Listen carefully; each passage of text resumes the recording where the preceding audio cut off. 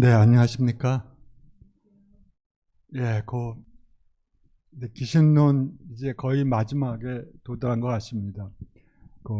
오늘 할 얘기는 기신론 해석본 중에서 마지막 두 장, 대치사집과 분별발주도사항에 대해서 간략하게 설명을 드리도록 하겠습니다.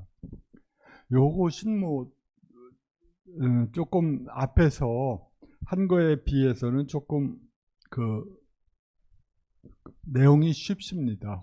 그렇지만 한 포인트만 잡으면 내용은 크게 문제없이 이해할 수 있을 거라고 생각을 합니다. 여기서 저희가 해석분에서 그 정의 올바른 이 기신론의 올바른 의미를 드러내고 가르치고 그다음에 삿된 집착을 치료하고 세 번째가 분별발전상 수행도로 나아가는 그 특징을 분석하는 것이 세 개의 주제입니다. 그런데 앞에서 이제까지가 천시정의 1번이 가장 분량이 많았어요. 그리고 그것은 다양하게 설명되었지만 사실은 심진의와 심생멸문이 어떻게 상호작용하는가 하는 것을 밝히는데 초점이 놓여 있었습니다. 네. 그 다음에 지금 오늘 할 분야는 해석분의 마지막 두 개의 주제, 삿된 집착을 대처하는 것과 발취도의 특징을 분석하는 것입니다. 자,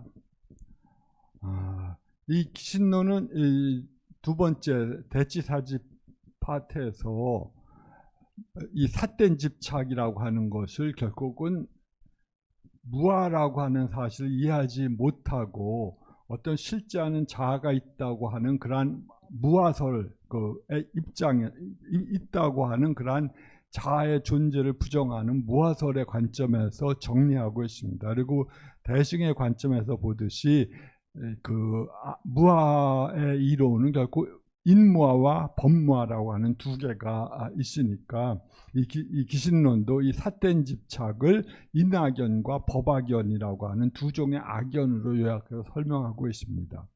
인하라고 하는 것은 어떤 개별적 존재가 어떤 본질로서 존재한다고 하는 그런 견해와 법악, 어떠한 그것 개화, 홍길동이라고 하는 존재가 사라지더라도 홍길동을 구성하는 오는 지속해서 존재한다고 하는 그러한 어떤 오온의 본질적 존재성을 믿는 그러한 견해라고 하는 두 가지 견해로 요약해서 설명합니다.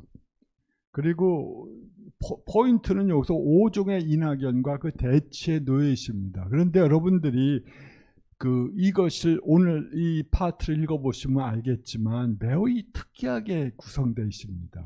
여기서 우리가 기대하면 인하견의 부정이니까 인무아를 이해하기 위해서, 즉 전통적인 불교의 관점에서 보면 인무아는 성문들의 수행도였고, 성문들은 당연히 그 일반 범부들과는 달리 어떤 개별적인 홍길동이라고 하는, 홍길동이든 인걱정이든 그러한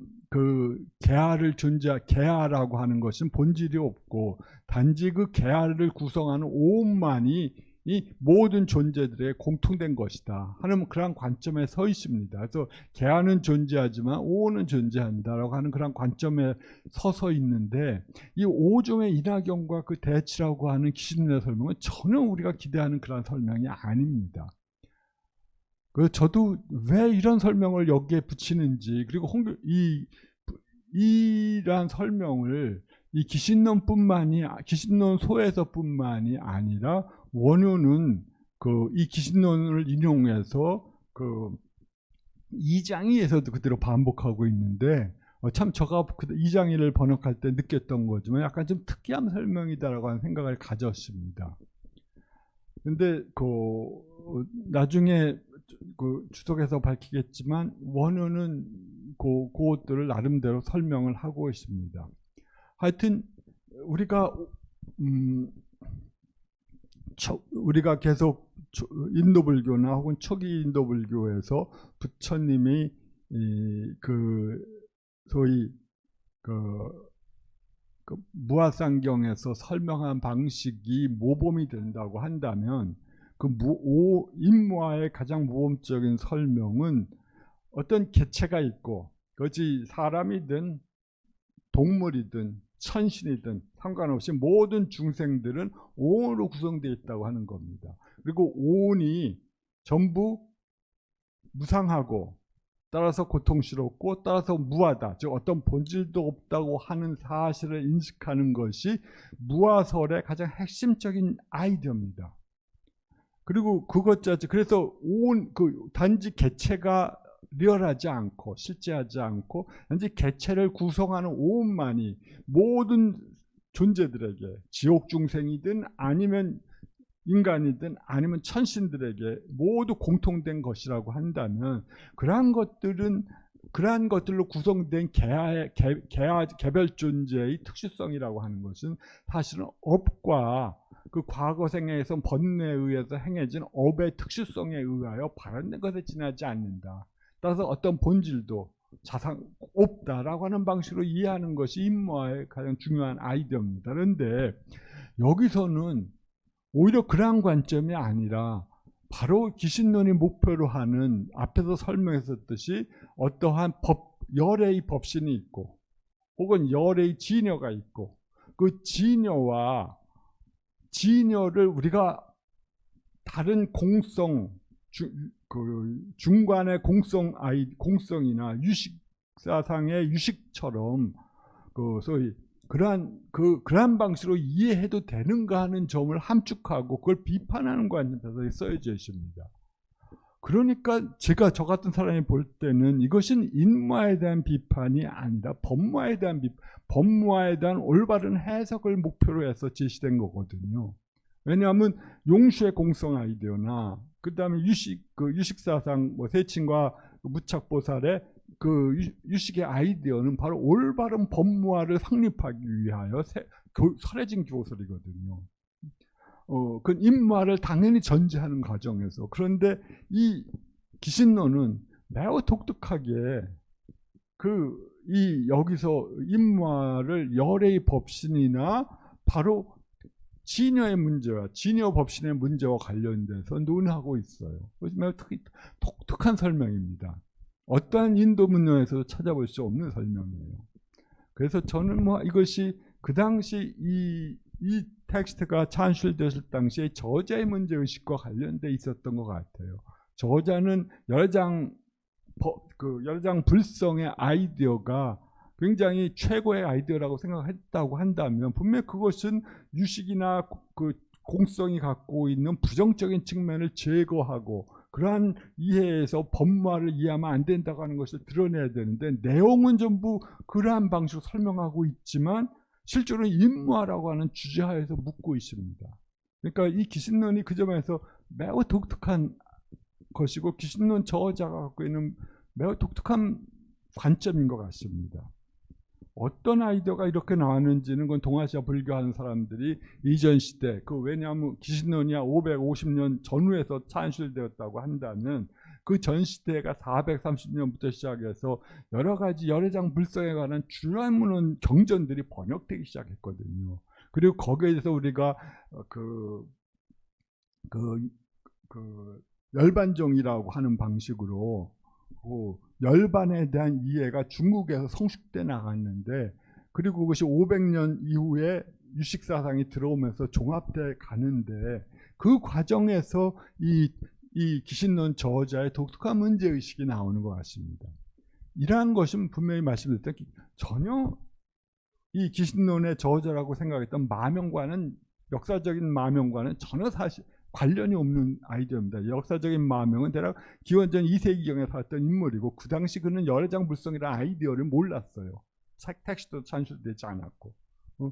그러니까 이것은 분명히 그 이후에 열애장 불성이 아이디어가 핵심적인 주제로서 떠오르고 그 다음에 다시 400년 전 경에 확립된 유식의 아이디어가 다시 중국에 소개되면서 나타났던 그 긴장 관계를 해소하고 위해서 설명됐는데 하여튼 그런 열애장 아이디어가 그런 위대한 아이디어를 계승하고 있다는 건 틀림없지만 그렇게 되면 저는 이것을 법무화의 파트로 넣어야 될 것 같은데 왜 인무화의 파트에 넣는지가 모르겠습니다.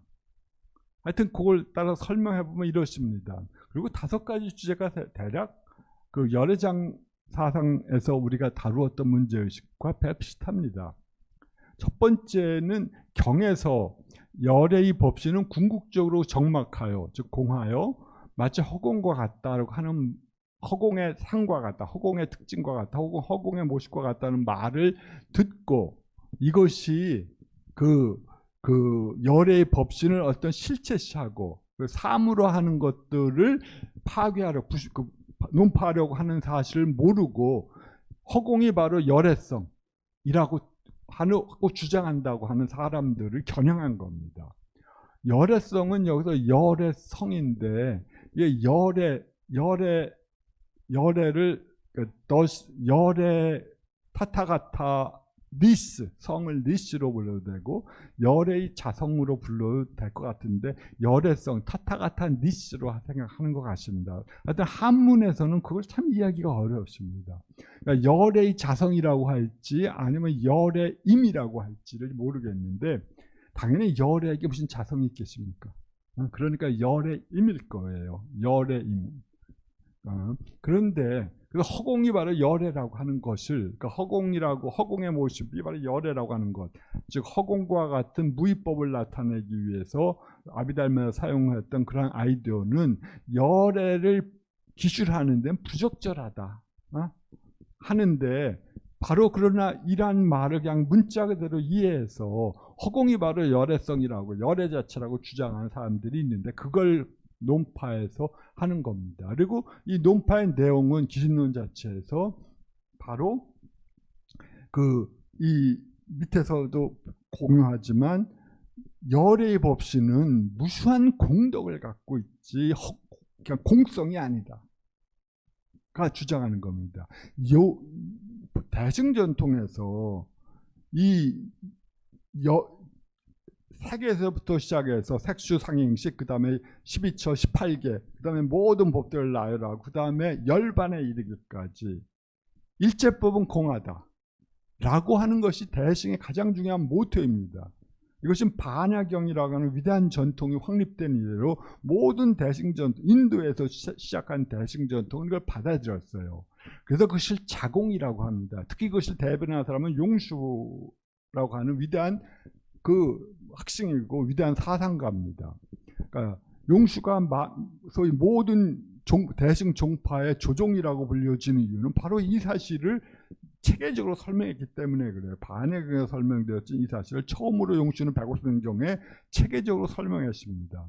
그런데 거기서 나오는 주장은 이 세계에서 시작해서 열반에 이르기까지, 또는 세계에서부터 시작해서 붓다의 속성에 이르기까지 모두 공하다고 주장한 겁니다. 즉 어떠한 본질도 없다라고 하는 겁니다. 공하다고 하는 것은 그래서 이것은 자체적으로 공하다고 하는 의미에서 자공이라고 불렀습니다. 스스로 자자 공할 공자. 이것이 대승 용수 전통의 가장 중요한 주장입니다. 그리고 그 주장은 인도 전체를 통해서, 그리고 후대에 가면 갈수록 강화되어 왔고, 이것만이 붓다의 진실한 깊은 의미다. 이것만이 붓다의 유일한 진실한 깊은 의미를 올바로 해석한 문장이다라고 강조되었습니다. 자공, 스스로 어떤 본질도, 자체적으로 어떤 본질도 갖고 있지 않다는 주장이. 그래서 열애장 사상이 등장했을 때, 열애장은 이 기신론에서 앞부분에서 보았듯이 모든 것이 우연적인 모든 요소들은 공하지만, 우연적이지 않은 요소들, 예를 들어서 붓다를 구성하는 여러 가지 포지티브한 퀄리티들은 있지 않겠습니까? 붓다를 구성하는 여러 가지 심력이라든가, 그 다음에 18불공법이라든가, 붓다만의 18개 고유한 속성들, 그러한 것들이 붓다에게는 겐지지강의 모델보다도 많은 그런 붓다의 고유한 속성들을 붓다는 갖고 있기 때문에 그가 붓다가 되었다고 생각하는데, 이 자공의 관점, 용수의 관점에서 그것 자체가 공한 겁니다. 어떠한 본질도 갖고 있지 않고, 그것에 따라서 조건에 따라 생겨나서 단지 그렇게 나타나서 중생들을 교화하기 위하여 아름다운 모습을 갖고 부처님의 상호를 보면서, 부처님의 상호를 보면서 나도 저러한 위대한 인간이 되었다고 하는 그러한 마음을 일으키기 위해서 짐짓 그러한 모습으로 나타난 것일 뿐, 그것 자체는 공한 겁니다. 어떤 본질도 내대적인 본질도 갖고 있지 않아요. 대승 전통은 어떤 내대적인 본질이라는 것에 그야말로 끔찍한 경계를 일으켰습니다. 특히 인도 전통에서는.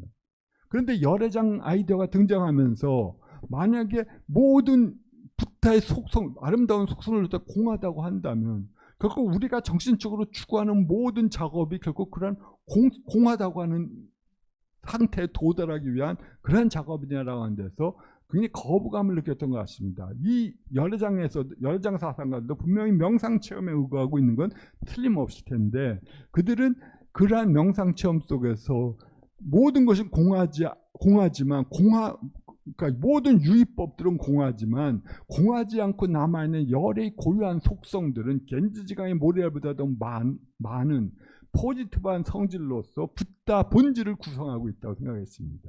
그래서 그들은 그것을 법계라고 불렀어요. 다른 의미에서 이 기존에 사용되었던 법계라고 하는 것과는 다른 의미에서 그 일종의 우리가 이해하는 그 진여문으로서의 그 일심이겠죠. 그 일심의 내재적인 본질이 있다고 생각했습니다. 그것은 모든 언어적 규정을 초월하고 있기 때문에 그것을 있다 없다라고 하는 말로 규출할 수는 없지만 그럼에도 불구하고 그것은 모든 생멸하는 현상을 떠나서 있는 고유한 본질이다. 그리고 이러한 고유한 본질의 말로 모든 붓다뿐만 아니라 모든 중생들에게서 공통된 요소들이다 라고 하는 말로서 중생심이라고 부른 거예요. 그리고 그것은 생멸하는 모든 현상 속에와 분리되어서 내재하는 고유한 본질이다라고 했습니다. 그렇지만 인도 주류 전통, 대승 전통이 생각할 때 이 내재하는 본질이 있다고 한다면 그것은 또 다른 종류의 아트만이라고 하는 방식으로 이해될 수밖에 없었습니다. 그러니까 그러한 아이들을 인도 주류 전통은 받아들이지 않았어요. 그들도 모두 수행자들이었습니다.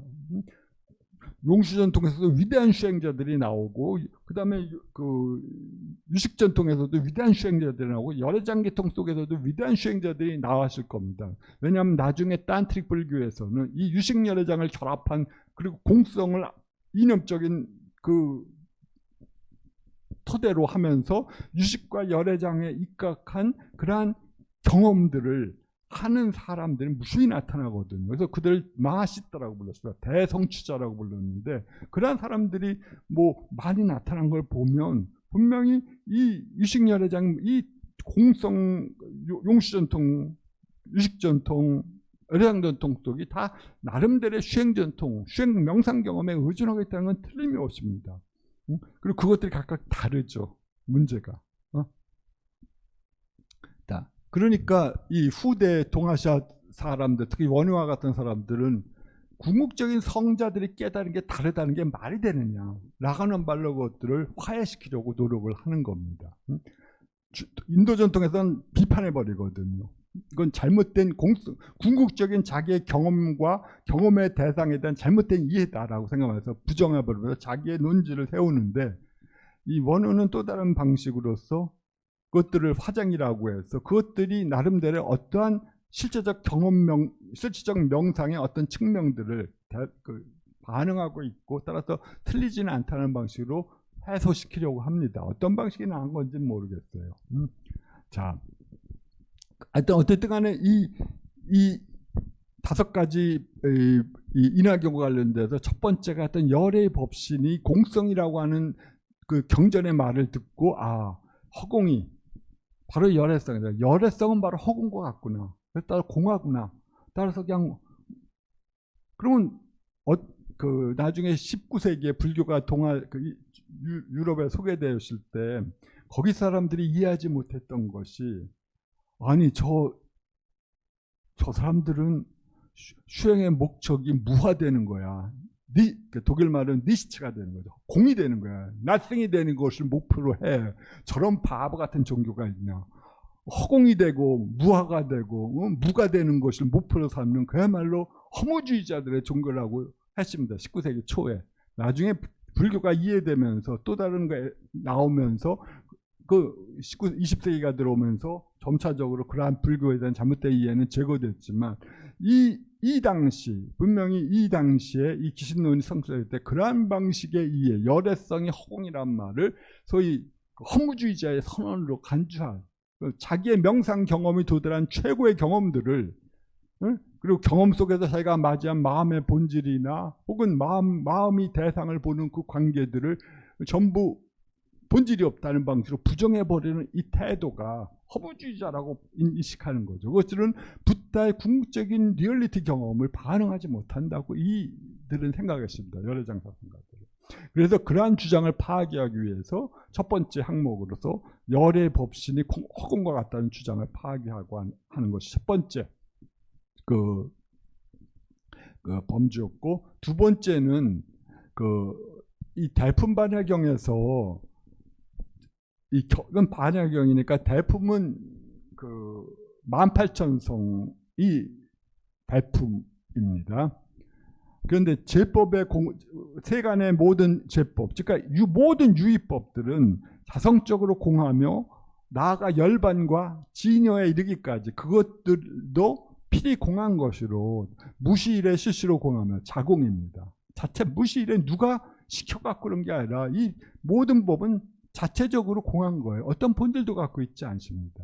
그래서 모든 현상적 이미지, 리미타들을 현상적 이미지나 혹은 모든 관념상들을 여의고 있다 라고 하는 말을 듣고 그 진정한 의도가 집착을 파괴하려고 하는 것을 모르고 진여와 열반의 성질도 단지 공이라고, 그것의 공, 진여와 열반의 공이라고 주장하는 겁니다. 공은 항상 무엇의 공입니다. 인도적 맥락에서 공은 이 사물은, 이 책상은 책상의 공이거든요. 책상은 책상으로서의 자성을 갖고 있지 않다는 말로 풀이할 수가 있는데, 이것이 진여와 열반, 그것의 공, 진여와 열반의 공이라고 하는 겁니다. 혹은 진여와 열반이라고 하는 네이밍으로 부착된 그 모든 성질이 본질적으로 존재하지 않는다는 성질이죠. 조금 매우 불교가 이 대승경전으로 해서 조금 더 어려워졌는데, 하여튼 그 진여, 더시니스 혹은 서치니스나 열반, 소멸, 그 탐진체 소멸이라고 하는 그 상태는 반지 그것의 공입니다. 진여와 열반의 공, 혹은 진여와 열반으로서의 공입니다. 즉 진여와 열반으로서의 어떤 자성도 갖고 있지 않다는 사실이 바로 사실이라고 주장하는 겁니다. 잘못 이해한 사람들이. 그래서 이걸 파괴하기, 이러한 잘못된 이해를 부정하기 위해서는 어떻게 대처하느냐, 치료하느냐. 진여와 법신은 자체적으로 공한 것이 아니다. 자체적으로 불공이라고 주장하는 겁니다. 공하지 않다. 진여와 열반은 붓다께서 증득하신 명상 경험의 매우 최고의 에센스인데, 그 에센스가 공할 수가 있느냐. 그다음 붓다는 뭐 허무주의자냐.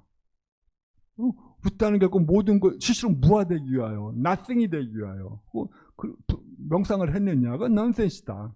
그래서 이것은 자체적으로 불공이다. 그러니까 자공이 아닙니다. 여기서 타공이라고 하는 말은 사용되었지만 다른 조건적으로 생겨난 모든 다른 요소들의 공이지만 자체적으로는 공하지 않습니다. 이 열애장 사상에 의하면. 그래서 무량한 자체의 공덕을 갖추고 있다. 항아사보다, 항상 관용적인 표현이 항아사인데, 즉 겐지지강의 모래알보다도 많은 무수한 공덕을 이 진여와 법신은 갖추고 있다고 하는 겁니다. 다만 그것들을 네이밍하거나 그것들을 개념화하는 것들은 타당하지 않죠.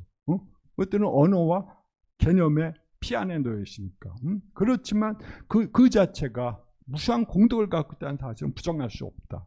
그리고 모든 수행의 목표는 그러한 궁극적으로 파괴될 수 없는 그러한 붓다의 속성들을 내화시키고 체화해서 자기가 붓다와 같은 성질들을 갖추는 것이라고 한다면 그것들을 무화시키는 방법은 타당하지 않다고 보는 거죠. 앞에 거와 비슷한 아이디어입니다. 그러나 다른 측면에서 설명을 하는 겁니다.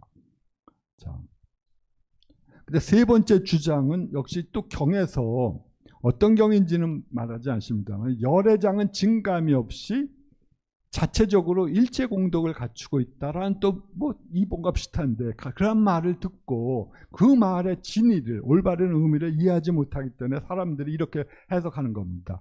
열애장에는 색법과 신법이 있고, 그러니까 열애장은 다른 모든 인간의 의식작용처럼 인간이 심리적 요소, 심법, 심리적인 요소를 갖고 있고 그 심리적 요소의 카운터파트로서 어떤 물질적인 요소를 갖추고 있고 자성과 차이 혹은 자성의 차이가 있다.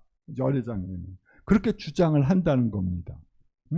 그렇지만 열애장에 이렇게 어떤 색이라든지 심이라고 하는 방식으로 규정될 수 있는 어떤 요소가 존재한다면 그것들은 궁극적인 것이 아니겠죠. 그것들은 색과 심은 당연히 심의식이라고 할 때 모든 의식작용의 기본적인 속성들입니다.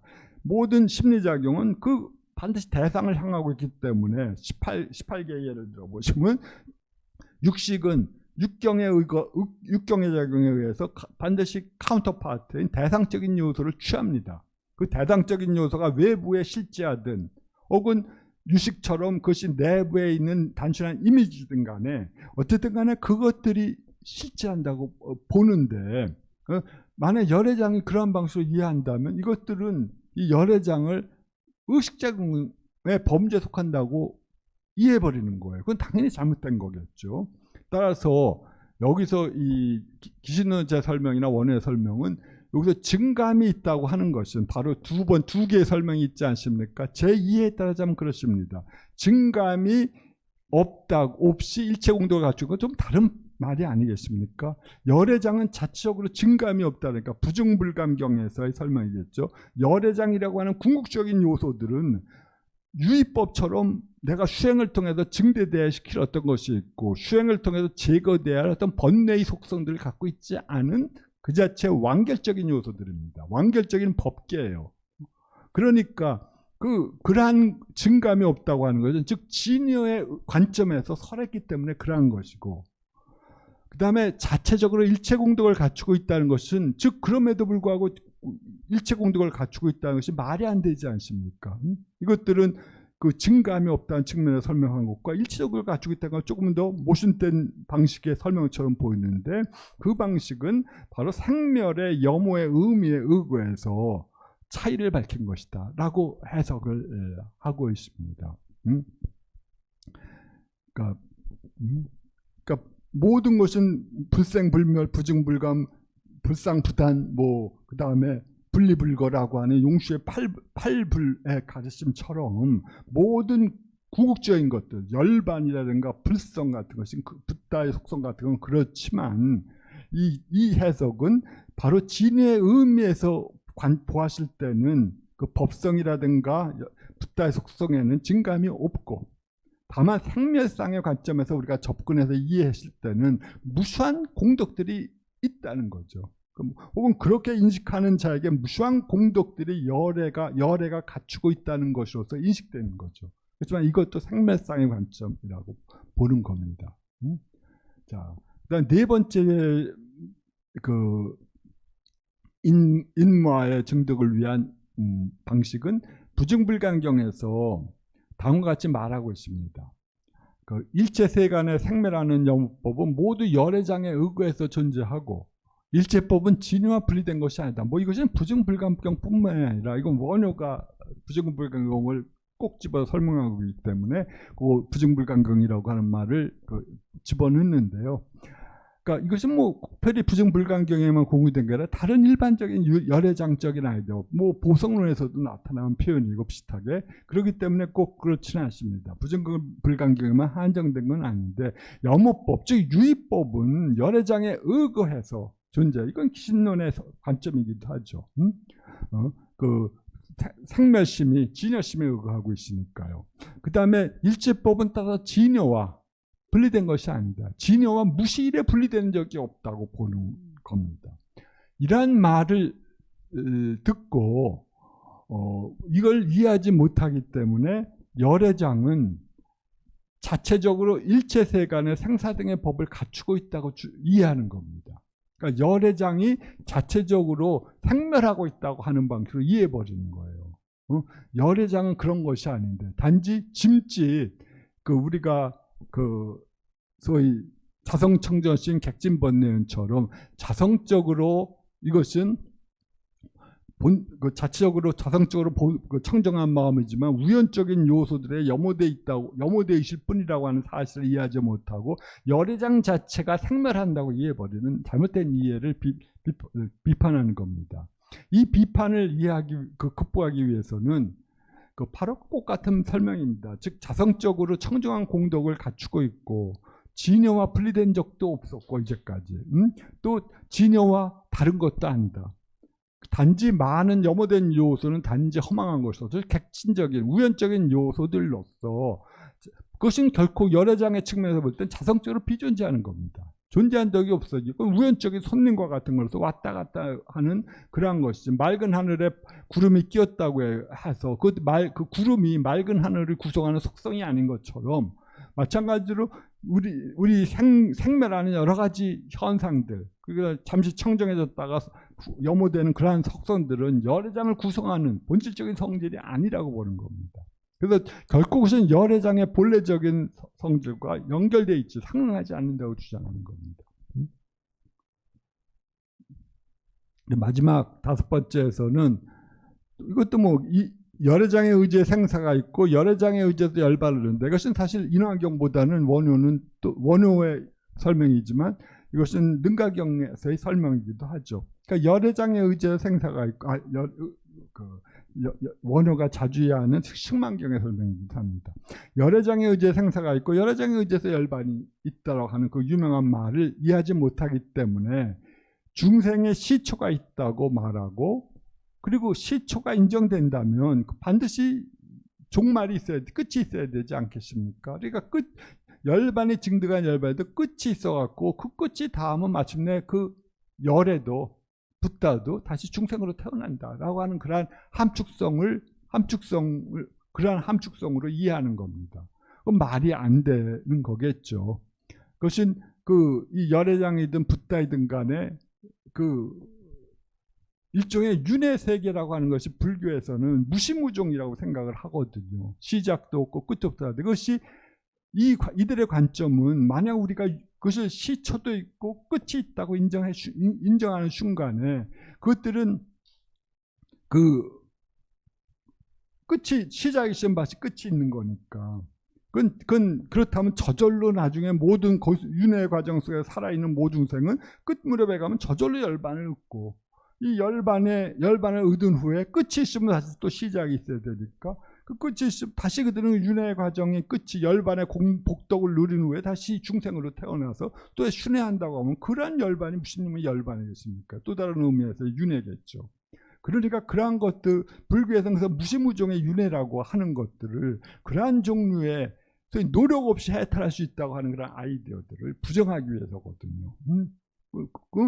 그러한 것들을 부정하기 위해서 그거 하는데 이러한 방식들을 이해한다면 열애장의 생사가 있고 열애장에 의지해서 열반이 있다는 말을 잘못 이해해서 이것들이 마치 시간적 의미에서의 시초와 시간적 의미에서의 끝이라고 생각한다면 열애장도 시작이 있고 그다음 열애장의 끝인 법신에도 끝이 있다면 그것도 시작이 있으면 다시 끝이 있고 끝이 있으면 시작이 있는 것이 세상의 도리니까 윤회한다고 하는 것인데 그건 말이 안 되겠죠.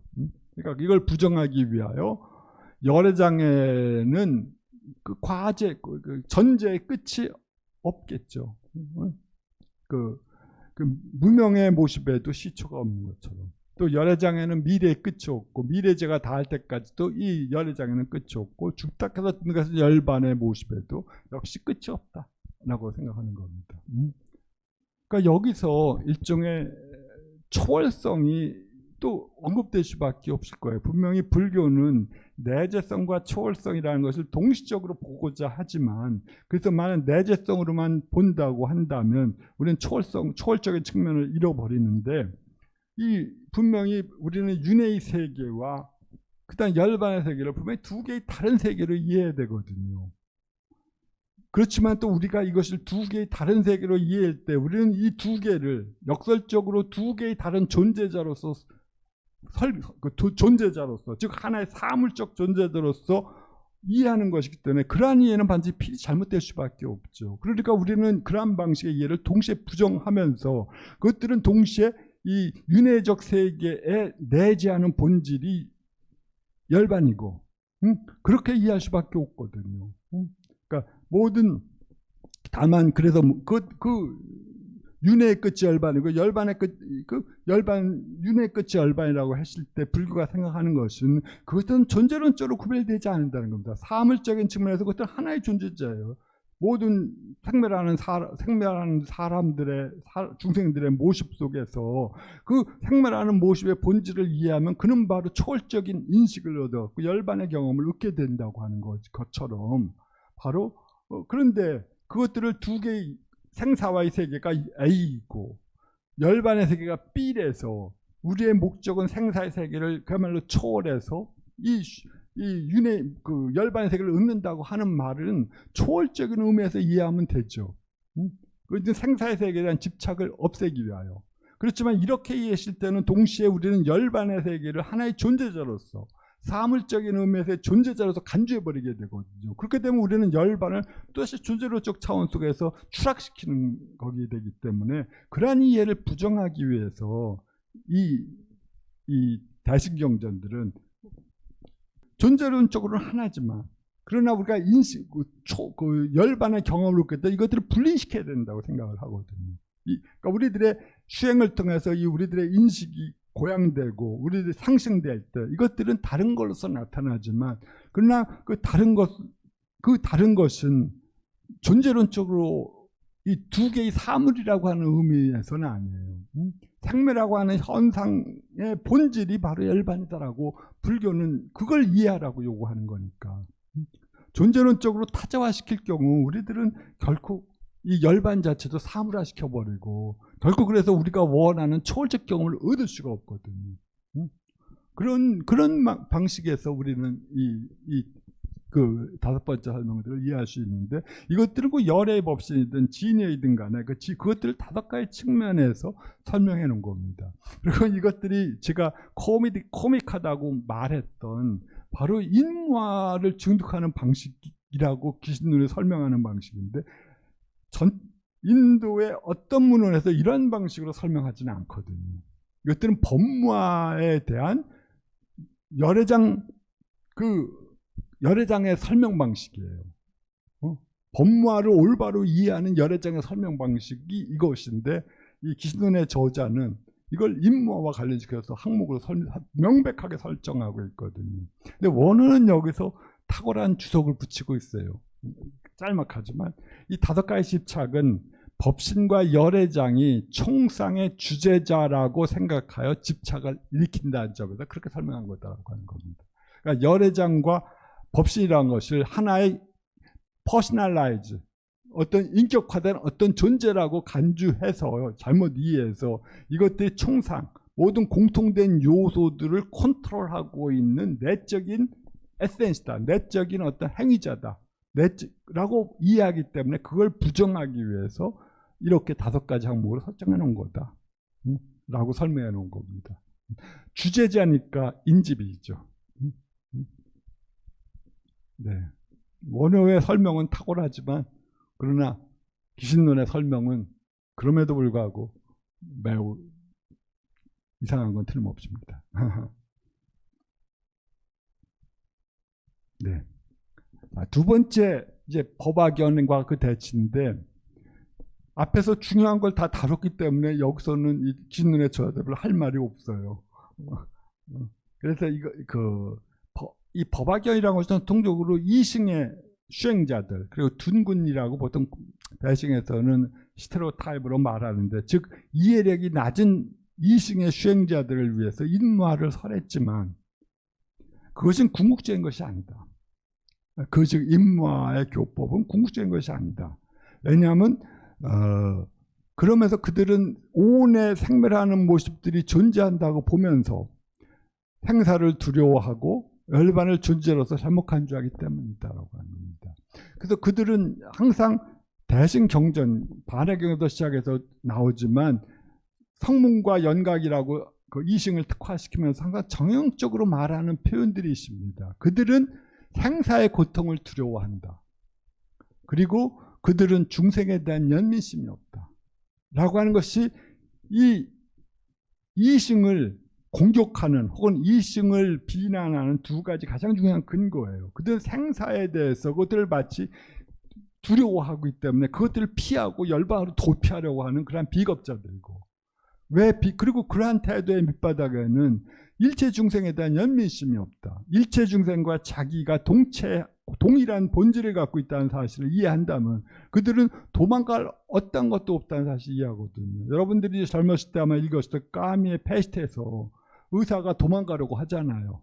이 실존적 상황에서 그는 도망가려고 하는데, 그래요. 그는 그 도시에서 또 온갖 방법으로 도망가려고 하는데 나중에 그는 이 도망갈 곳이 어디에도 없다는 사실을 알죠. 설사 프랑스로 도피한다고 하더라도 그의 마음속에 페스트가 살아있는 한 그는 거기 도망갈 수가 없는 것처럼, 마찬가지로 그들은 그와 같이 이 페스트가 뒤어덮인 도시에서부터 도망가서 파리라고 하는 안은한 열바로 피해가려고 해요.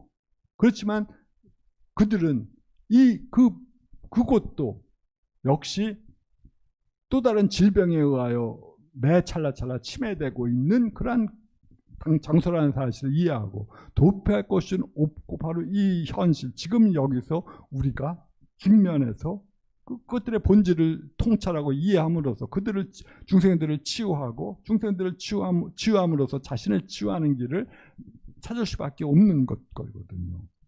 그러니까 그 오온의 생멸하는 요소들이 존재한다고 보면 이건 진짜 타당한 말입니다. 오온에 싫어하는 요소들이 그 아비달마 철학자처럼 싫어한다고 본다면 열반이라고 하는 것은 모든 요소들의 소멸이거든요. 소멸된 상태거든요. 니르바나 혹은 니르브르타. 그것은 동시에 빨리 텍스트에서는 소멸된 상태는 동시에 최고의 행복으로서 간주되고 있지만, 그런 의미를 갖고 있지만, 이 오온이 실제한다고 보는 사람들에 있어서는 이 자기를 구성했던 궁극적인 본질이 열반 앞에서 해체되는 경험을 한다면 그들은 도망간다고 하거든요.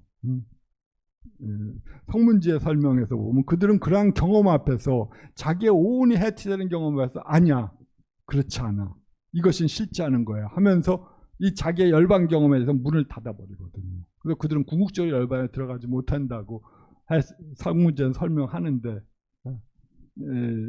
바로 그러한 맥락에서 이들은 오온에 생멸하는 요소들을 존재자라고 간주하면서 그것들이 소멸하는 열반의 상태를 두려워하는 거죠. 그럴 때 이 설명은 오온의 요소들이 이미 자성적으로 불생불멸하다는 사실, 따라서 그것들이 이미 소멸되어 있다는 점에서 그러한 사실을 인식할 때 우리들은 이 오온이 실제하는 요소라고 하는 게 잘못된 이해로부터 벗어날 수 있다라고 생각을 하는 겁니다. 아마 그것이 보살 팔지에서 정형적으로 이 보살 팔지에서 십지경이라고 하는 텍스트에서 확립된 그 보살 그 십지의 수행에서 제8지에 이르실 때 무생법인을 수행자들은 깨닫거든요. 무생법인이 바로 이 내용입니다. 일체법은 생한 적이 없었고 때가 소멸한 적도 없었다. 즉 그러다 뭐가 우리들이 보고 있는 건 뭔데? 라고 하는 반론이 나올 때 그것들은 단지 명칭에 의하여 부과된 우리들의 심적인 이미지들의 생멸일 뿐이다.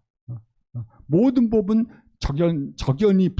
적연부동하고 따라서 이미 소멸된 상태에 있다. 즉 열반의 상태에 있다고 주장을 하는 겁니다. 자, 그리고 궁극적으로 망집을 떠난다, 잘못된 집착을 떠난다는 것은 즉 염호된 요소들과 청정한 우리들의 심적인 요소들이 모두 상호의존하고 있기 때문에 그것들은 상호의존하고 있다면, 그러니까 소위 노자가 제2장 도덕경 제2장에서 말한 것처럼 모든 것이 상호의존하고 서로 상호상하고 있고, 그 다음에 그렇다면 불교의 관점에서 그것들이 고유한 본질도 고유한 자상도 갖고 있지 않다고 하는 사실을 말하는 것이라고 이해하는 겁니다. 우리가 제거돼야 할 염호법이라든가 증득해야 할 청정법들이 사실은 상호의존하고 있다고 하는 사실을 인식하실 때 염호법을 염호법이라고 부를 수 있는 어떤 고유한 자상, 고유한 특징도 여목부에 사실은 이 그 팔찌 이상의 수행자가 볼 때는 없는 거거든요. 증득해야 될 어떠한 요소도 이미 없는 거죠. 그것들은 이미 그 자체가 우리들의 눈이 청정해졌을 때 그 증득해야 될 어떤 요소도 떠나야 될 이쪽 열반도 건너가야 할 저쪽 열반도 없는 것처럼 제8제 도달한 수행자가 볼 때는 그렇지만 그들도 계속 정신적으로는 발전하거든요. 그런 것들이 어떤 우리들의 인식에 의하여 우리가 어떤 경험을 했을 때 그 경험의 내용을 어떻게 이해할 것인가를 이해해야 될 것인가가 바로 보살 10제 단계들인데 그 각각의 단계 속에서 그러한 기준을 통해서 자기가 이해한 이 단계에서 자기가 증득한 경험들의 성질들을 어떻게 이해해야 될 것인가, 어떻게 판단해야 될 것인가 하면서 그렇게 올바로 판단했고 이해했을 때 우리들은 더 높은 단계를 나아가려고 하거든요. 그러한 방식대로 우리들은 계속 단계적인 마치 계단을 따라 올라가듯이 단계적으로 상식하게 되는데 그러한 방식에서 적어도 이 단계는 적어도 팔찌보살의 인식의 단계와 대응하는 그런 것 같습니다. 자, 그리고 더 쇼킹한 것은 거기에 따른 설명입니다. 마치 양자역학자들의 설명처럼 이 설명은 진짜 쇼킹한 건데 인도의 어떤 유식이나 중간론서 이런 식으로 명확하게 설명하지는 않는 것 같거든요. 그러니까 이 기신론의 저자가 끄는 해안인 것 같습니다. 일체법은 무시이래 물질, 색법도 아니고 신법도 아니고 비색비심이고 지혜도 아니고 식도 아니다. 그것은 비지비식하며 지혜도 아니고 그렇다고 일상적인 인식작용도 아니고 존재도 아니고 비존재도 아니고 유도 아니고 비유도 아니다. 그러기 단지 그러므로 궁극적으로 언설될 수 있는 어떠한 특징도 갖고 있지 않고 있다. 즉 모든 언설을 초월하고 있다라고 하는 방식으로서 이것들이 이 개념화되고 범주화된 모든 종류의 우리가 사유로부터 벗어나실 때 일체법의 실상을 알 수가 있다고 주장을 하는 겁니다. 이 텍스트는 하여튼 이것이 색이든 물질이든 간에 그것을 범주화된 이해라고 생각을 하는 거예요. 그리고 범주화된 이해는 분명히 우리로 하여금 일정한 방식으로 사물을 이해할 수 있는 대로 도와주죠. 우리가 아무런 구분 없이 봤을 때보다 철학자들이 말하는 것처럼 이원론적 방식으로 우리가 이건 물질적인 요소에 속한 것이고 이건 심적인 요소에 속한 거다라고 구분했을 때 조금 더 우리의 안목이 좀 명확해지고 있지 않습니까? 그리고 우리가 인식하는 것들이 우리가 아는 것들이 단지 그 사랑에 의한 분석적인 어떤 이해 방식에 의해서 마음과 대상 간의 관계를 통해서 이해하는 식의 범주에 속하는 건지 아니면 그걸 넘어선 지혜의 범주에 속하는 건지 그런 방식으로 이해했을 때 우리는 분명히 이 현상적으로 우리가 이해하는 그러한 일상적인 알미 있는 그대로의 알미라는 사실을 통해서 지혜를 추구하죠. 알지에다 마음 나를 자 있는 것. 그렇지만 이것 자체도 실체화시킨다면 우리들은 또 동일한 추락에 빠져요. 즉 지와 식의 범주는 매우 유용하지만 그러나 그것들을 궁극적으로 소위 말 서브스텐셜라이즈 해버렸을 때 실체화시켰을 때 그것들은 꼭같이 사물화의 위험에 빠지게 되기 때문에 소위 궁극적으로 언설될 수 없다고 하는 겁니다. 사물화의 위험을 벗어나려고 요구하는 거거든요. 모든 불교 교법은 이 어떤 것들을 설명하기 위해 식이 아니고 지다라고 하지만 부처님께서도 말씀하셨죠. 너희들은 식에 의존하지 말고 지혜에 의존하라고 돌아가실 때 대반열반경에서 말씀하셨지만 그것 자체는 매우 중요한 기준이지만 그것 자체를 만약 우리가 그것 자체는 식으로부터 벗어나서 우리의 알을 순수한 암 그 자체로 만들기 위한 그러한 목표에는 기능하지만 만약 그 지혜 자체를 실체화시킨다고 한다면 그것 자체에는 갖고 있는 위험은 또 있거든요. 그러니까 이 불교에서 불가언설이라고 할 땐 단순히 불가언설은 그것들은 모든 종류의 실체와 모든 종류의 개념과 모든 종류의 범주에 대한 부정을 함축합니다.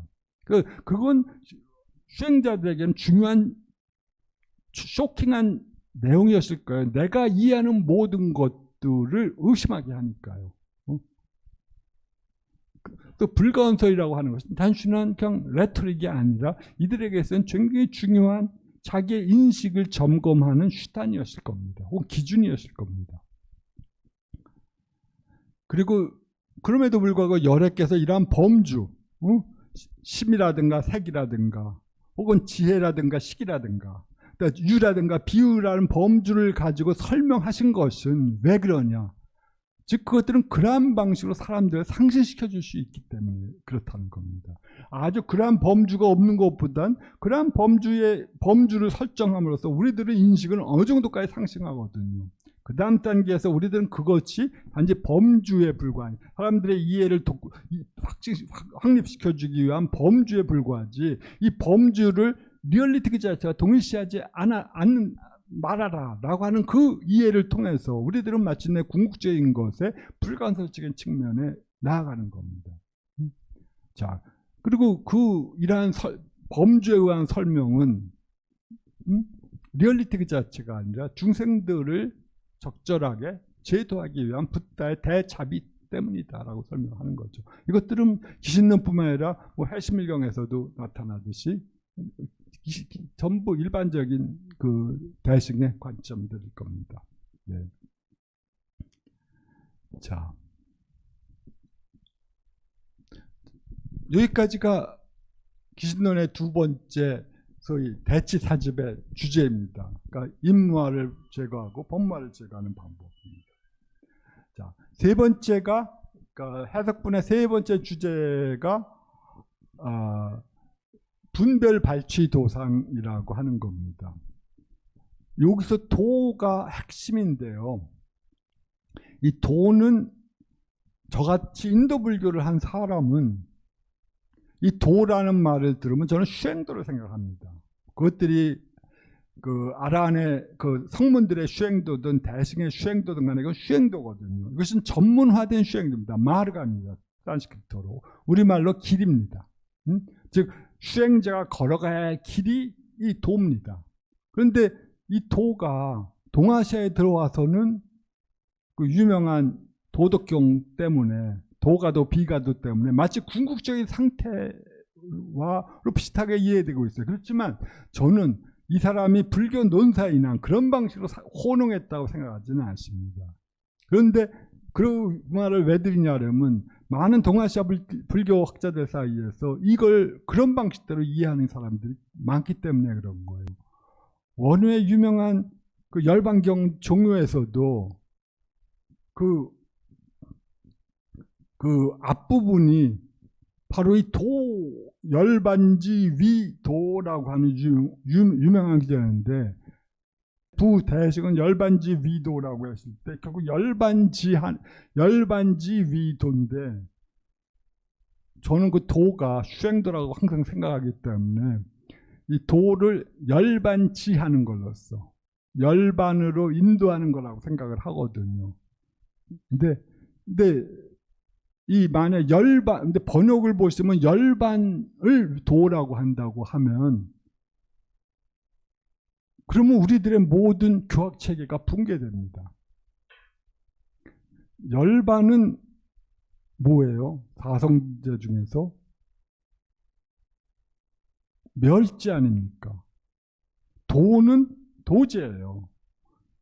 붓다께서 초전법륜경에서 확립한 최초의 교법의 내용이 바로 고진멸도고 이걸 가지고 그리고 인도 불교도들은 이 구분에 의거해서 이 세 개의 법상을 세우려고 했는데 열반지 위도를 열반이 바로 도라고 한다면 불교하지 말자는 얘기거든요. 제가 이해할 때.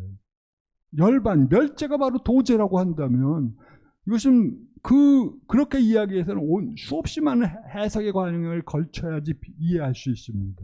그러니까 이것은 번역상의 혹은 우리가 한문 문화권이 아니기 때문에 이 지자를 어떻게 해야 할지 그 원효가 해석했었던 지자를 어떻게 열반지위도 할 때 어떻게 이해될지 모르겠지만 하여튼 열반과 도는 동일시할 수가 없어요. 만약 그 양자 범주를 혼용해 버린다면 우리들은 교학을 할 필요가 없습니다. 그리고 원효와 같은 학자가 이 간순한 구분을 제 마음대로 썼다고 생각할 수가 없거든요. 그러니까 이것은 표현상의 미스였거나 아니면 그 당시 우리가 한문을 차용해서 복습할 때 그것을 잘못 이해했을 거예요. 여기서의 기준은 원효가 뛰어난 불교학자라고 하는 전자에서는 이 두 가지 사실을 혼용해 줄 수가 없거든요. 도제와 멸제를 혼용해 갖고는 그다음에 설명할 게 아무것도 남아 있지 않습니다. 여기서도 도는 수행도예요. 수행도를 향해서 나아가는 그 특징, 상을 분석하는 겁니다. 네. 그리고 그것이 명확하게 삼종의 발심이라는 과정에서도 명확하게 드러나죠. 수행도를 설명하는 겁니다.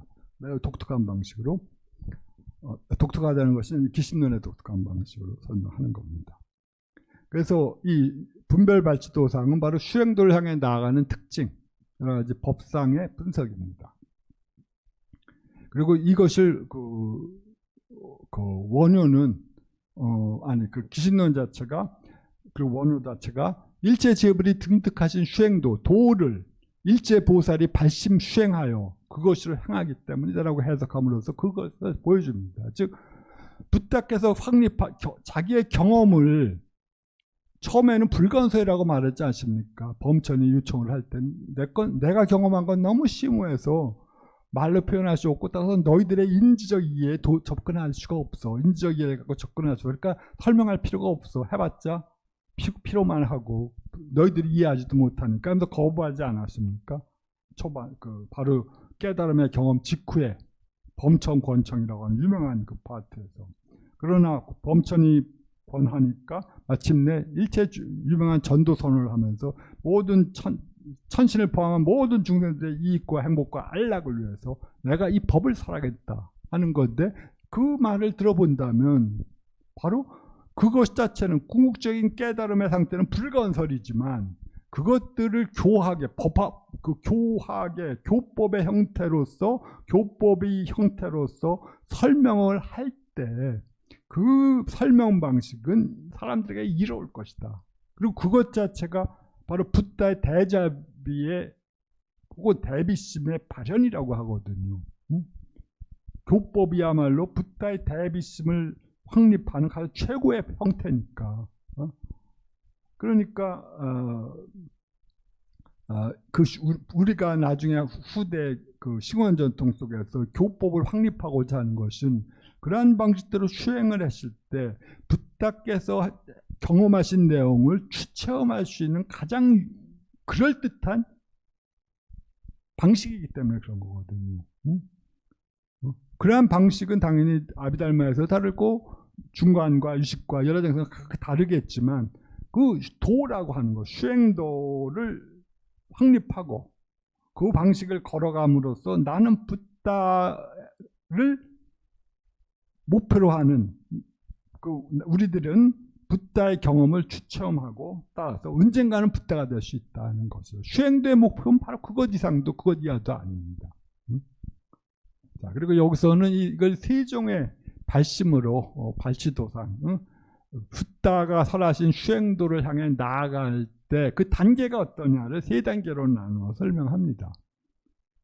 그리고 매우 간단하지만 신성취 발심, 해행 발심, 증 발심이라고 합니다. 여기서 신성취 발심이 해행 발심, 증 발심이라는 세 가지 발심인데 이것들은 기신론 자체에서나 원효는 보다 명백하게 이것을 화엄의 52 수행도와 관련시켜서 신성취 발심을 십신, 신주, 행, 회양, 지라고 하지 않습니까? 그 다음에 등강, 묘각해서 화엄의 52 수행도가 완성되는데 매우 인위적이죠. 그렇지만 하여튼 십신, 십주, 십회양, 십행, 십회양, 그 다음에 십지 거쳐가지고 마침내 등강, 묘각의 상태로 완성되는 것들이 우리가 아는 화엄의 단계입니다. 원효는 이것들을 10신, 10주, 10행, 10회양, 10지의 단계를 여기다 대입을 해가지고 신성취의 발심을 앞에 두 개, 10신과 10주, 그 다음에 해행 발심을 10행과 10회양, 그 다음에 증발심을 보살지, 10지의 단계로 배대를 합니다. 즉 모든 수행자가 걸어가야 될 단계들을 이 신성취발심, 해행발심, 증발심으로 설명을 하는 겁니다.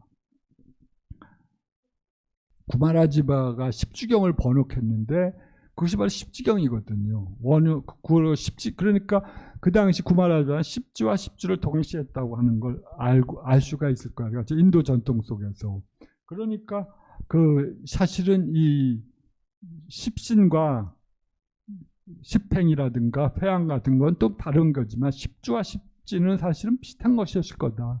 그리고 설명하는 내용은 사실은 비슷할 거고요. 하여튼 그렇지만 나중에 확립된 수행도는 신주, 행, 회양, 지 거거든요. 각각 10개를 해서 50개.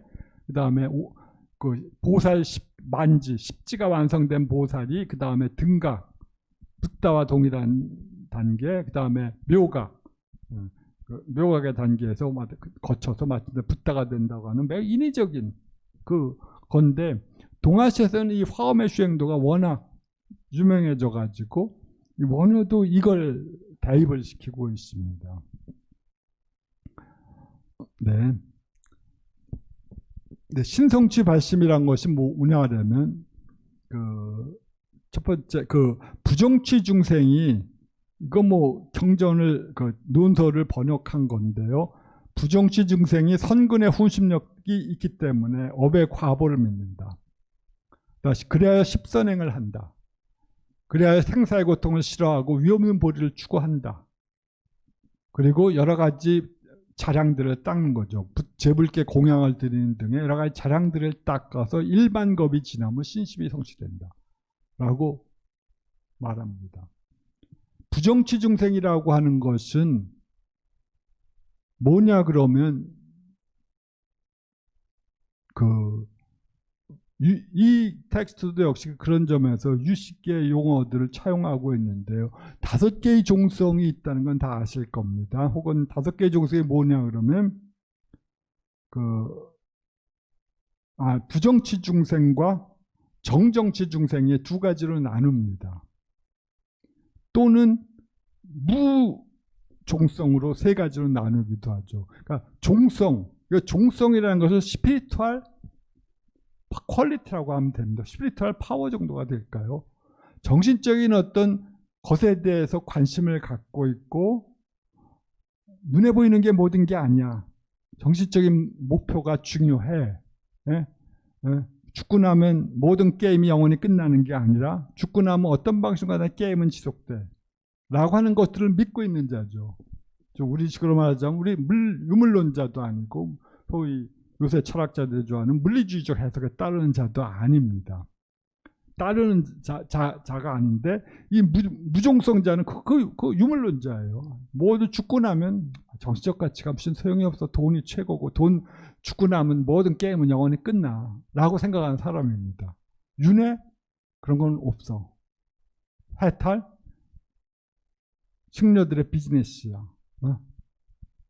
승려들이 비즈니스 하기 위해서 그런 것들을 설정해 놓은 거지 그런 건 없는 거야 라고 생각하는 사람들이 무종성자, 즉 스피리투얼 정신적인 발전을 성취할 어떤 발전도 없는 사람을 말하고, 부정취 중생은 어떤 사람이냐면 이들은 그 다음에 삼승의 어떤 걸로서 정해진 사람이 있지 않습니까? 이거 삼승이라는 건 어떤 매우 인위적인 범주지만 대승의 입장에서 볼 때는 붓다 혹은 보살 종성이 있고 보살이 될 수 있는 힘을 갖고 있는 중생들이 있고, 종성이라는 것이 일종의 패밀리 개념입니다. 그러니까 나는 붓다가 가장인데 붓다의 가장에서 태어날 수 있는 자격을 가졌어. 그러니까 보살 종성입니다. 보살이 붓다의 아들들 아닙니까? 그러니까 나는 붓다라고 아까 불종성이든 보살종성이든 그렇게 그 가문에 태어날 수 있는 자격을 얻은 사람이야. 그 다음에 성문종성이 있지 않습니까? 성문은 성문이 될 수 있는 수행도를 닦아서 성문의 종성을 발전시킨 수행자들이고, 연각이라고 하는 것은 연각의 퀄리티를 발전시킨 사람이에요. 이것들은 그렇지만 이들은 한번 확정된 순간에 이 종성은 어느 정도 지속되죠. 그 힘이 연속됩니다. 그래서 성문의 종성을 가진 자가 보살 종성으로 바꾸는 것이 원칙상 불가능하지는 않지만 매우 힘들다고 생각했어요. 그래서 이들을 정정치 중생, 밑에 빨간 걸로 해서 정정치, 그 향하는 바가 확정된 중생이라고 생각한 겁니다. 올바른 방식으로 확정된 그 방식을 갖고 있는 중생들이에요. 그러니까 매우 좋은 의미입니다.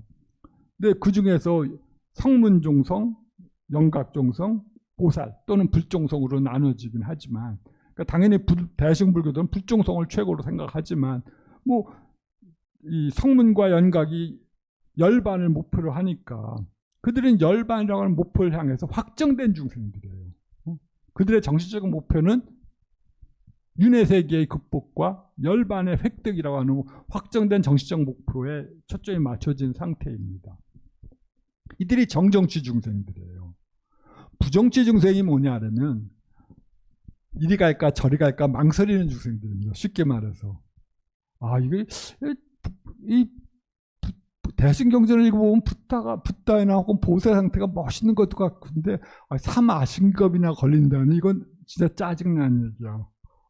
근데 성문들의 얘기를 물어보면 이거 한 생에 딱 해주가 있어. 한 생에 고통스럽고, 그러니까 좋은 것이 나쁜 걸로 변하고 나쁜 것도 좋은 것이 변하지만 다시 나쁜 걸로 변하면서 더 우리를 고통스럽게 하는 이 세상의 흥망성쇠로부터 벗어난 완전히 평온한 열반을 얻을 수가 있다고 하니 이거야말로 매우 매력적인 거 아닌가? 라고 생각하면서 갈피를 못 잡는 사람입니다. 이 말을 들으면 이것이 옳고 저 말을 들으면 저것이 옳고 해서 왔다 갔다 하는 그 사람들이, 그래서 그 목표가 확정되지 않은 중생들을 부정치 중생이라고 합니다. 즉 그들도 정신적인 지향성은 갖고 있어요. 그렇지만 어디로 가야 할지 모릅니다. 그것을 부정치 중생이라 하는데, 근데 일단 사원의 입장, 승원, 대승경전을 살아가는 사람의 입장에서 볼 때는 타켓이 뭐겠어요? 이 부정치 중생이 아니겠습니까? 이 사람들을 많이 유인해 와야 자기들의 가르침이 번성하니까 이들을 많이 끄집어 드려야 될 겁니다. 근데 기본적으로 그 목표가 확정되겠지만 목표가 완전히 고정된 건 아니라고 생각을 했어요. 텍스트에서도. 그래서 이 겉만 성문을 지향하지만 속은 보살인 진정한 대승적인 위장된 성문도 있고, 또 그런 방식으로 설명하는 위장된 보살도 있겠죠. 위장된 성문이 있다면 위장된 보살도 당연히 있겠죠. 제 생각은. 근데 흥미로운 건 이것들이 확정되지 않았다고 하는 건 이런 겁니다.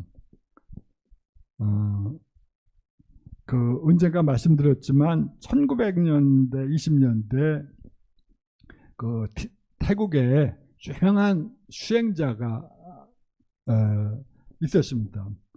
그 수행자 아찬문보다 더 한 시대의 수행자였어요. 그런데 그분이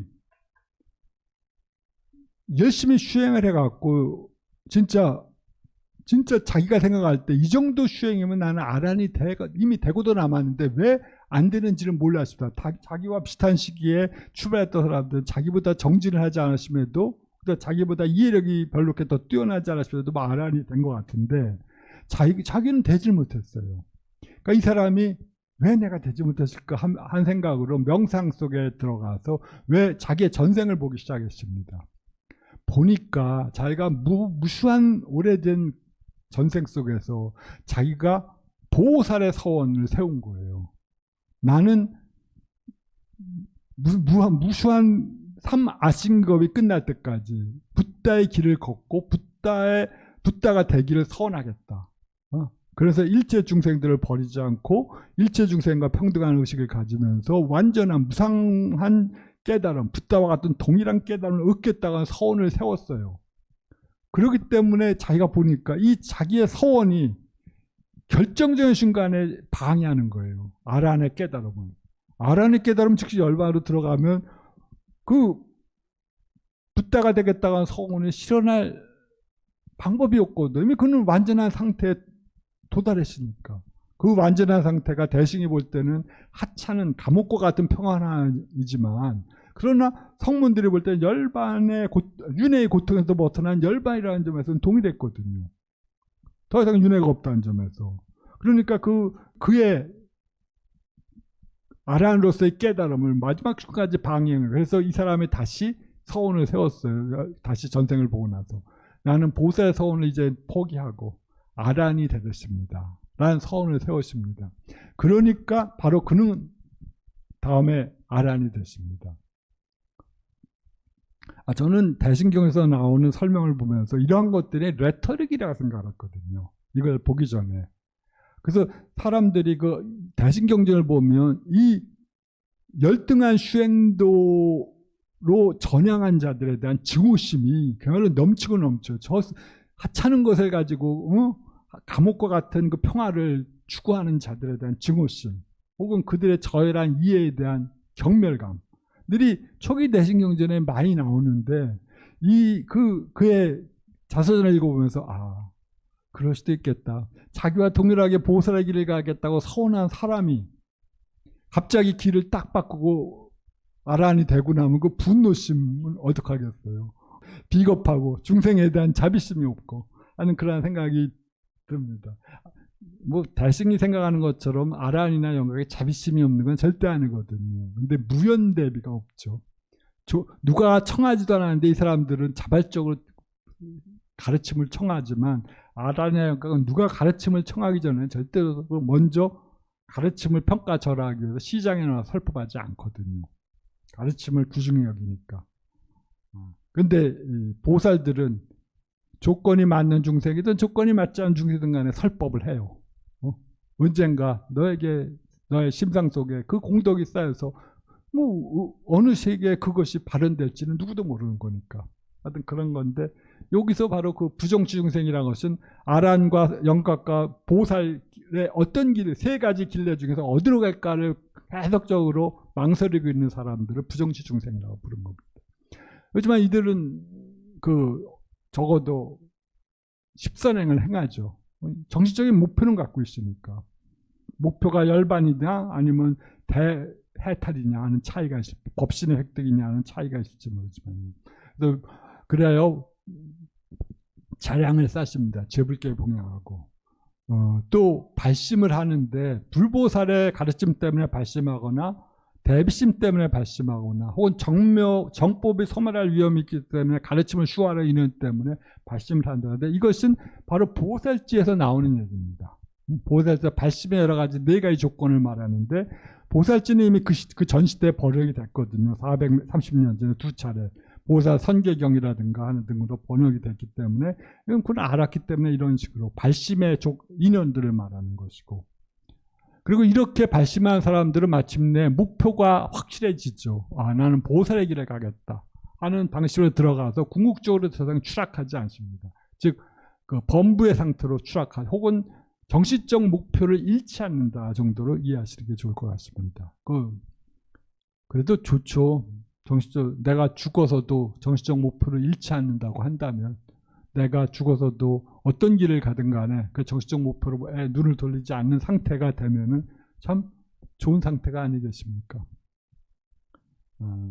그래, 이를 열의 종성 중에 주하는 것이도 올바른 원인과 부합된다라고 말하고, 그 두 번째, 선근이 미약한 중생의 경우에는 여러 조건을 만나서 발심하는데, 붓다의 불상을 보고 발심하든가, 또는 신가에 공양하는 걸 통해서 발심하든가, 이승의 가르침 때문에 발심하든지, 또는 타인에게 배움을 통해서 발심하는 등등의 일을 행한다.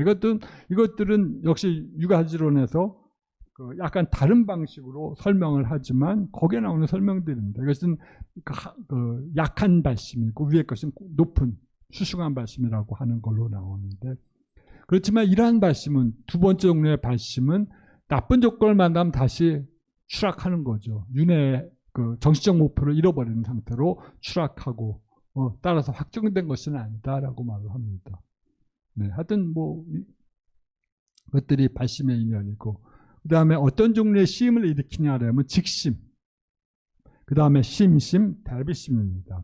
직심은 바로 정념진여법, 올바로 직접적으로 진여를 대상으로 해서 진여에 집중하기 때문에 그런 겁니다. 이 사람은 다른 거 생각하지 않아요. 오직 진여, 대승의 궁극적인 어떤 사물의 실상인 진여를 대상으로 해서 명상을 하면서 진여를 대상으로 하는 그 명상을 통해서 법신을 증득하고자 원합니다. 그 원우의 설명입니다. 이것은요. 그래서 그 직심은 그래서 자리를 증득하는 거죠. 심심이라고 하는 것은 낙집 일체체 선행인데 줄겨, 요자로 읽어야겠네요. 줄겨 일체체 선행을 수집하는 거, 보리의 자량을 쌓는 겁니다. 무수한 세월 동안에. 이것은 보살제의 방식과 비슷할 겁니다. 그래서 일체의 선행을 보살 행의 과정 속에서 땄거든요. 기본적으로는 뭐 11가지로 보살제는 설명하고 있지만 여러 가지 사람들에게 도움이 되는 행위는 하지 않으면 없는 겁니다. 그리고 대비심이, 그러니까 이것은 이타가 되겠죠. 대비심은 욕발 일체 중생고, 중생들을 모든 종류의 고통으로부터 끄집어 올리려고자 바라기 때문에 대비심입니다. 네. 자, 이런 방식대로 이 세 가지 종류의 심을 일으켜서 그 직심과 심심, 대비심을 일으켜서 자리와 이타를 구비한 자로서 나아가는 거겠죠. 자, 그다음에 이것은 문제의식인데요. 법계 일상이고 불체무이라고 했는데 법계는 동일한 특성을 지녔고 그 다음에 불다는 자체적으로 무인데 두 가지가 아닌데 왜 진여를 정념만 하면 되지 왜 수행을 할 필요가 있겠느냐. 혹은 우리가 이미 모든 종류의 붓다의 공덕을 이미 우리의 일심이 혹은 우리의 진여심이 갖고 있다. 뭐더러 수행을 할 필요가 있겠느냐 라고 하는 의문이 생겨날 때 비유를 들어 설명을 합니다. 이 비유는 매우 자체적으로 너무 명확하기 때문에 읽어보시면 될 것 같습니다. 대만의 보주가 비록 자체적으로는 밝게 빛나고 있지만 여러 오염물질에 의해 염호된 것과 마치 같은 것이다. 비록 사람이 삼보의 성질에 대해서 정념하더라도 집중하더라도 방편으로 여러 가지 오염을 닦고 다스리지 않는다면 그것이 우리들의 청정한 본성이 끝내 밝게 빛나지 않는 것처럼 그와 같이 중생들에게 진여의 법은 자체적으로 공하고 청정하지만 무량한 중생의 때가 동시에 존재하는 것이기 때문이다. 그래서 우리가 유명한 신수와 그 해능의 그것처럼 신수처럼 그 때를 계속적으로 제거하는 과정을 통해서만 우리들의 본래적으로 청정한 그 마음의 상태에 도달할 수 있다는 겁니다.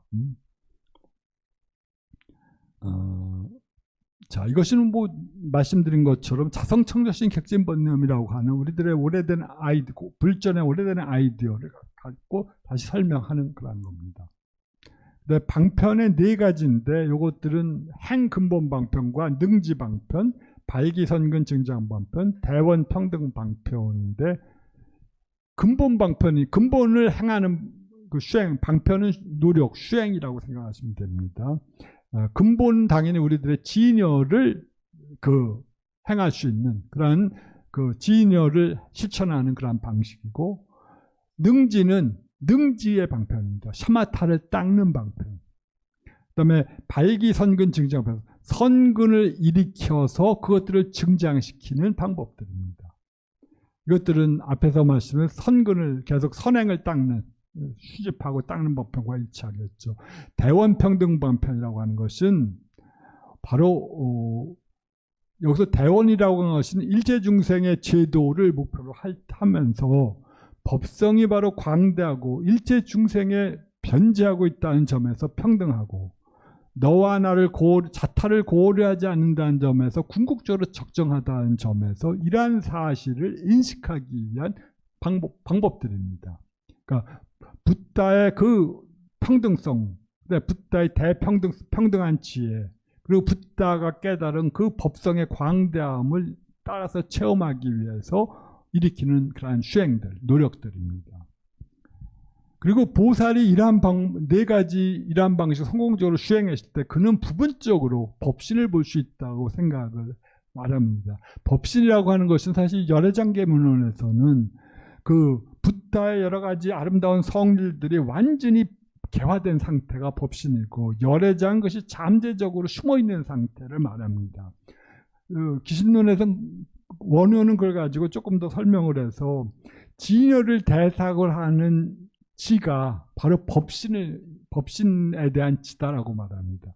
그러니까 우리가 진여를 대상으로 해서 수행을 할 때 그 수행은 진여, 그 법신으로 인도한다라고 말합니다.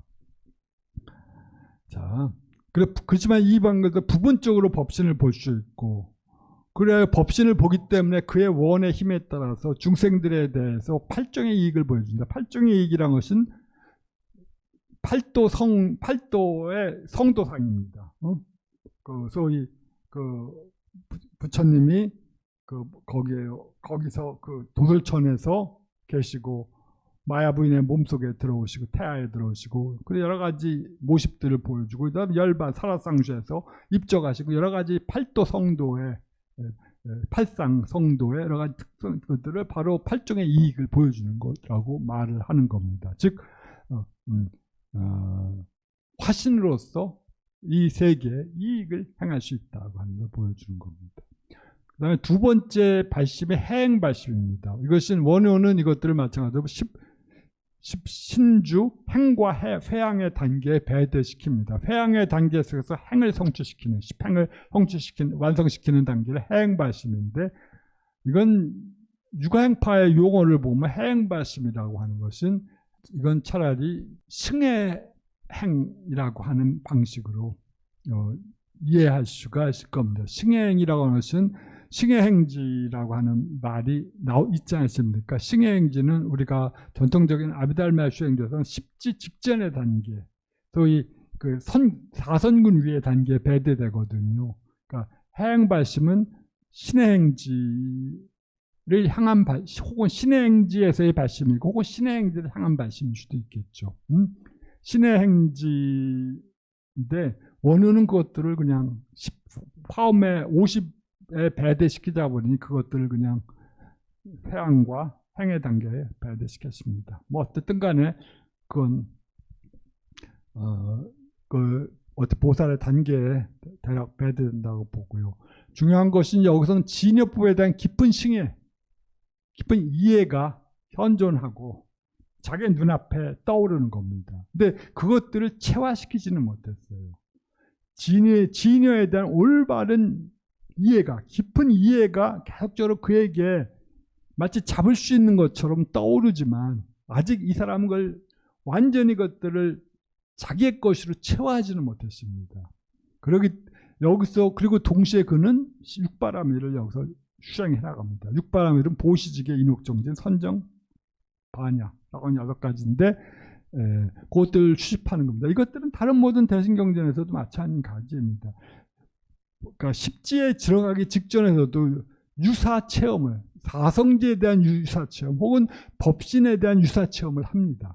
바로 이러한 방식을 통해서.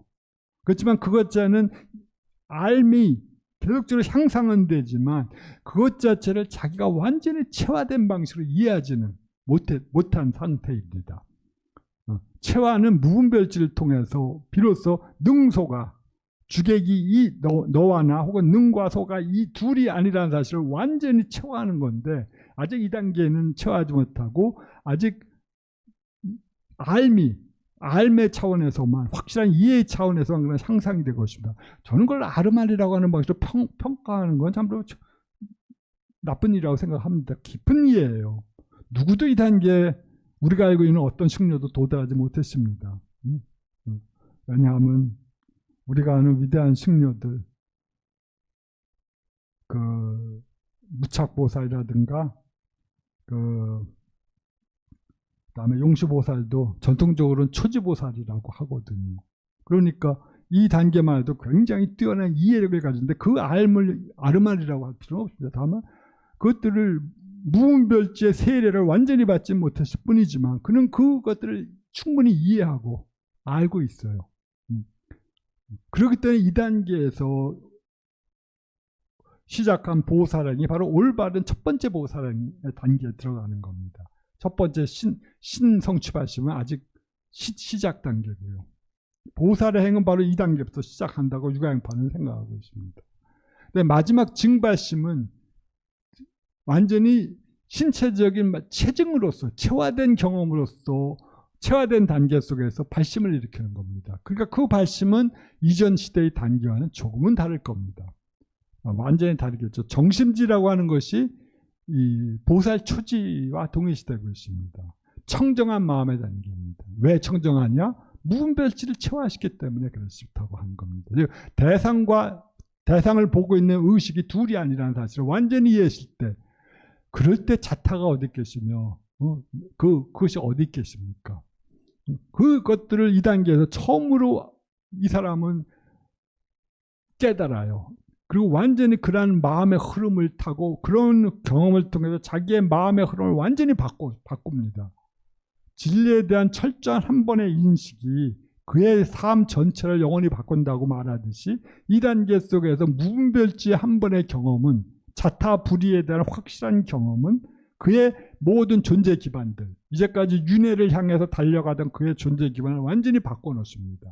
그의 이 경험은 그에게 잊을 수 없는 경험으로서 남아있겠죠. 자, 이때 보살의 궁극정대에 이르기까지 증득하는 대상은 바로 진여입니다. 이 전식에 의거해서 대상이라고 말하지만 이 진여의 증득에는 대상이 없습니다. 사실. 진여를 대상으로 한 지를 법신이라고 말을 합니다. 그리고 2단계에서도 보살은 계속 시방의 일체 재물에게 공양을 드리는 일을 끝이지 않습니다. 그리고 오직 중생의 이익을 행하기 위해서 문자에 의지 않고 법률을 굴리기를 청합니다. 붓다들에게. 그리고 보살의 여러 가지 단계들을 초월하여 신속히 정각을 보여주는데, 왜냐하면 윤회의 무한함에 대한 무한함에 대해서 겁내고 두려워하는 중생들을 위해서이고, 또는 나는 무량한 아신기겁 동안 불도를 얻었다고 말하는데, 왜냐하면 이건 게으른 중생들을 깨우치기 위해서 그런 두 가지 상반된 방식으로 말을 한다고 말을 합니다. 중생들에 대한 대기설법이라고 하는 거겠죠. 네, 이러한 방식으로 이 보살 초지에서 보살 만지에리까지, 십지에리까지 이 각각의 단계 속에서 증득하는 그 발심의 강도는 당연히 다르겠지만, 그러나 보살은 이 단계에서부터 어느 정도 퀄리파이드 된 보살로서 자격 부여가 됩니다. 그래서 실질적으로 보살행은 이 단계부터 시작한다고 보통 말을 해요. 그러니까 우리가 보살이 말은 쉽지만 또 어떻게 보면 또 쉽지도 않은 것 같기도 합니다. 뭐 그렇지만 뭐 괴테가 말하듯이 그 인간은 추구하는 한 방황하기 마련이니까, 네, 그렇게 노력한 것 자체가 바로 보살 행의 내용들일 거라고 생각이 듭니다. 자, 그래서 이와 같이 이렇게 수행자들은 무시하고 불가사의한 방편을 보여주시지만 실제로 보살의 종성과 크는 발심함은 동일하다고 생각합니다. 그리고 증득한 바도 역시 동일하다고 생각합니다.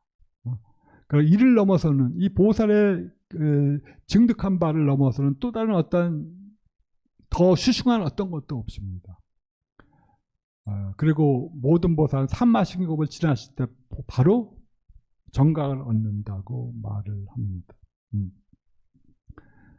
자, 그리고 이러한 보살의 발심의 특징에는 진심, 방편심, 업식심이 있는데, 이 진심을 원효는 무분별지로 해석하고, 방편심을 후득지, 보살 제2지에서 얻는 후득세간 청정지, 청정한 의식작용이지만 그러나 후득, 바로 이 보살 초지의 무분별지 직후에 얻어진 세간적이지만 맑은 알미라는 의미에서 후득지라고 합니다. 이러한 방편심이 있기 때문에 중생들은 비로소 세간 사람들에서 이익을 행할 수가 있죠.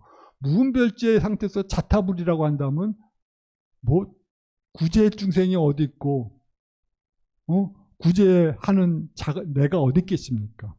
그렇지만 그 무멸 상태에서 넘어서 제2 후득제 상태 속에서 이제 그는 명상 속에서 나와서 일체 중생들을 위한 소위 구제행위, 방편행위에 들어가는 것으로 설명하고 있습니다. 그리고 업식심이라는 것은 그럼에도 불구하고 그의 의식자구에는 업식, 또 알라야식 속에는 업식, 전식, 현식이라고 하는 세 가지식이 설명했었는데 그 업식이라고 하는 그 미세한 작용은 아직 계속 남아있다. 그렇기 때문에 그런 보살이고 아직 알라야식을 완전히 끊지는 못한 수행자지만 그러나 그에게는 또 그러한 미세하게 생멸하는 그 의식작용은 남아있다고 말을 합니다. 네. 그다음에 두 개의 문답을 위한 문제제기와 해결인데 이것 자체는 우리가 거의 이게 해석분의 마지막 단계거든요. 그러니까 해석분에서 제기했던 문제의식들, 그 심진여가 있고 심생멸이 있고 이것들이 그 다음에 두 번째에서 서로 상호작용을 하고 영향을 주고받고 그 다음에 심생멸에서도 여러 가지 단계들을 설정하지 않으시고 3세 육추라고 하는 방식으로 그런데 그 문제들을 고려하면서 이렇게 문제 제기를 합니다. 만일 무명을 끊는다면 모든 심상도 없어진대. 모든 아이디어도 얻어지는데 어떻게 일치종지를 붙다는 깨달을 수 있겠는가 할 때 모든 대상 영역은 망심과 망심을 떠난 본래 일심이다. 그건 이 말도 그냥 이해하기 어렵지만 그 일심이라고 하는 것이 그 망심과 망상을 떠나실 때 그 대상 영역은 그것을 보는 자와 동일하게 된다. 삼매의 상태를 말하는 것이 아닌가 생각이 됩니다. 삼매가 심일경성이니까 보는 것과 보여지는 것이 그 동일한 하나의 의식의 흐름 내에 있는 상태거든요. 일심이 대상이라면 이건 말이 안 되는 주장이거든요. 그렇지만 삼매를 고려한다면 충분한 의미 있는 진술입니다. 그렇지만 중생들은 대상 영역이 심 외부에 있든지 아니면 심 내부에 있다고 잘못 인식하기 때문에 마음에 한정성이 생겨납니다. 분재가 생겨난다고 합니다. 그 기신론에서 분재는 굉장히 중요한 용어일 것 같습니다. 그러니까 우리들의 마음은 헛과 같지만 그러나 그것들이 붓다와 같겠지만 그러나 그것들이 작용하기 위해서는 제한이 있어야 됩니다. 허공에 이렇게 벽을 쌓고 있을 때 그래서 그것들을 우리가 법당으로 했을 때 여기서 슈슝한 기운이 생겨나고 우리가 이것들을 도살장의 벽으로 만든다면 거기서 동물들이 죽어가는 업의 고통이 생겨나는 장소로서 될 겁니다. 거기에 살아가는 사람들은 이 세계를 먹고 먹히는 세계라고 이해하겠죠. 그의 인식의 제한성, 한계성은 그런 의미일 겁니다. 그것들이 우리가 살아가는 것은 지옥에서부터 천신에까지 수없이 많은 중생들이 각가의 방식대로 이 세계를 구성해 나가지만 그렇지만 그것들은 그 잘못된 방식대로 그런 제한이 있는 거다. 만약 법성과 일치하지 않기 때문에 확정적인 이해가 지인에 대한 확정적인 이해가 생겨날 수 없는 것일 뿐이다. 그렇지만 재불열에는 망념을 떠나기 때문에 그의 지혜는 모든 곳에 변지하고 있다. 왜냐하면 그의 심 자체가 바로 진실 그 자체이기 때문이다. 바로 이것은 법성이 자체적으로 모든 망법을 비추고 있기 때문이며 또한 대지의 작용과 무량한 방편을 갖추고 있어서 중생들의 이해에 맞춰갖고 여러 법과 그 의미를 중생들에게 필요한 경우에 응병여약처럼 보여주고 있기 때문이다. 그렇기 때문에 이러한 자들을 일체종지를 얻은 자라고 부르는 거다라고 말합니다. 자, 이렇게 중생들의 필요성, 중생들을 대상으로 하기 때문에 열애들은 자체적으로 헛과 같은 지혜를 갖고 있지만 중생들의 구제하려고 하는 그의 의도 때문에 그 각각의 중생들의 필요성에 맞춰갖고 그의 작용력을 한정시키고 있다라고 하는 겁니다. 두 번째 문제 제기는 만약 중생들의 재벌에게 요익중생하는 자연적인 작용이 있어가지고 모든 곳에서 중생을 이익되게 한다면 왜 중생들은 눈만 뜨면 붓다를 볼 수 있거나 붓다들의 자비로운 작용들을 볼 수 있어야 하는데 왜 세상 사람들은 그렇지 못하고 항시 먹고 먹히는 이 윤회 세계 속에서 고통받고 있는가 하는 그러한 실존적인 물음입니다. 혹은 그것들이 재불열애가 결국은 이경 선생님이 말하시지 우리들의 일심의 그 심진의의 측면에 지나지 않는다면 왜 중생들이 붓다를 그의 내재된 본성으로 갖고 있으면서도 왜 윤회 세계에서 이렇게 고통스러운 생존과 고통스러운 행위들을 반복하고 있는가 하는 의미로도 말할 수가 있을 겁니다. 그때 재불열의 법신이 평등하고 모든 것에 변질되어 있고 따라서 어떤 작용하지도 않지만 그것들이 어떤 작용도 없기 때문에 즉 인위적인 어떤 작용도 없기 때문에 이를 자연적이라고 설하지만 자연업에 있어 자연적입니다.